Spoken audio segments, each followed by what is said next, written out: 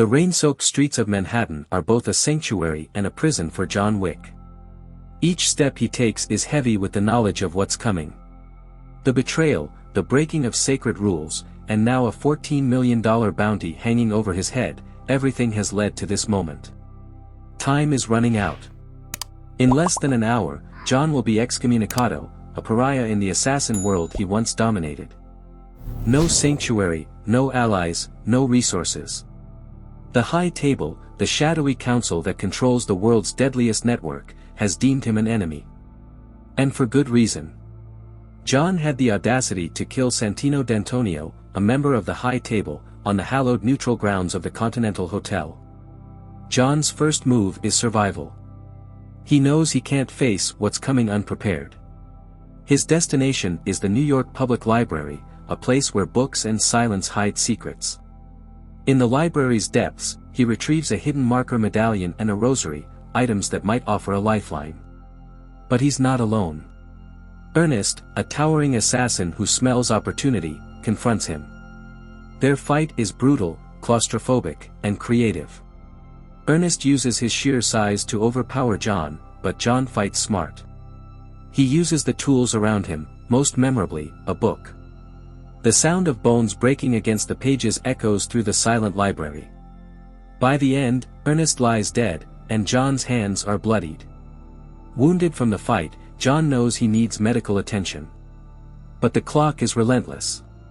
He reaches an underground doctor's office just as the last minutes tick away before his excommunication begins. The doctor works quickly, stitching John's wounds with professional precision. But when the clock strikes 6 p.m., the doctor's hands freeze. The rules are clear: helping John beyond this point would bring the wrath of the High Table upon him. John, ever resourceful, finishes the suturing himself. The scene is raw, showcasing both his physical pain and his unbreakable willpower. The city becomes a battlefield. The moment John steps outside, the bounty activates, and every assassin in Manhattan turns their eyes toward him. What follows is a relentless gauntlet of violence. The first wave of attackers comes in a dimly lit antique shop. Here, John's resourcefulness is on full display. He turns knives, axes, and even broken glass into weapons. The choreography is a masterclass in tension and creativity, with every kill feeling both deliberate and desperate. After narrowly escaping the shop, John finds himself pursued through the streets by motorcycle-riding assassins. The rain-soaked asphalt becomes a stage for high-speed combat as John takes down his pursuers with precision and style. Bruised and battered, John knows he needs more than weapons to survive, he needs allies. He makes his way to the Ruska Roma, a shadowy organization he once belonged to. At its helm is the director, a powerful and enigmatic woman who acts as both a mentor and a gatekeeper. John presents the rosary and makes his request: safe passage to Casablanca. The director is reluctant. Granting John's request would mean defying the High Table. But she owes him a debt, and debts in this world are sacred. She agrees, marking John with a symbolic brand that signifies his renewed connection to the Ruska Roma. This encounter also peels back layers of John's mysterious past. We learn his real name, Jardani Jovanovic, and his roots in the brutal world of the Ruska Roma. Meanwhile, the High Table sends an adjudicator to New York. Their mission is to punish those who aided John, including Winston, the manager of the Continental, and the Bowery King, ruler of the city's homeless network. The adjudicator is cold, calculating, and merciless. Winston is given an ultimatum: step down as manager or face the consequences. The Bowery King refuses to bow, and his defiance earns him 7 slashes from Zero, a deadly assassin working for the High Table. In Casablanca, John reconnects with Sofia, a former ally and manager of the Moroccan Continental. Their relationship is complicated, filled with unspoken tension and a shared history. John presents a blood marker, an unbreakable bond that forces Sofia to help him. Despite her reluctance, she agrees to guide him to the Elder, the only person who can lift his excommunication. Their journey leads them to Barada, a High Table affiliate who knows the Elder's location. Barada demands one of Sofia's beloved dogs as payment. When Sophia refuses, he shoots one of the dogs. Fortunately, the dog's bulletproof vest absorbs the impact.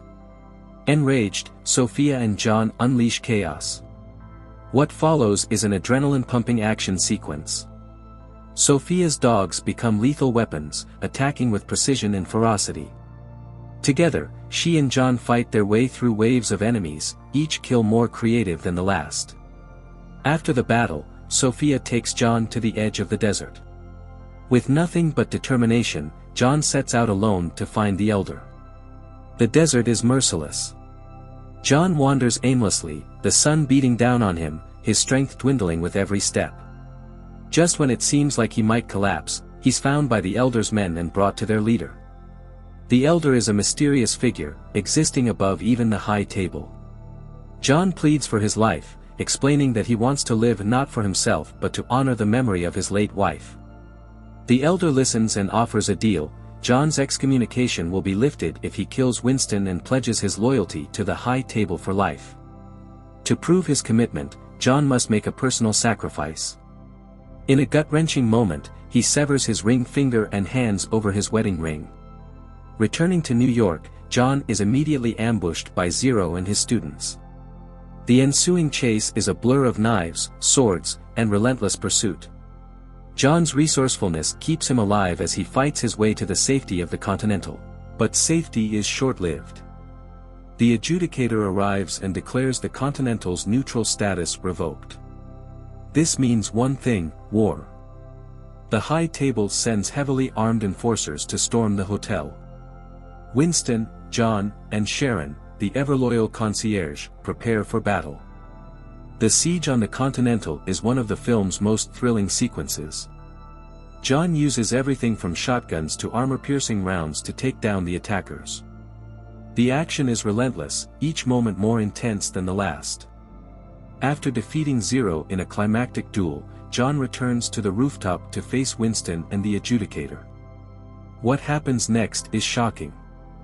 Winston, in a bid to save himself and the Continental, betrays John.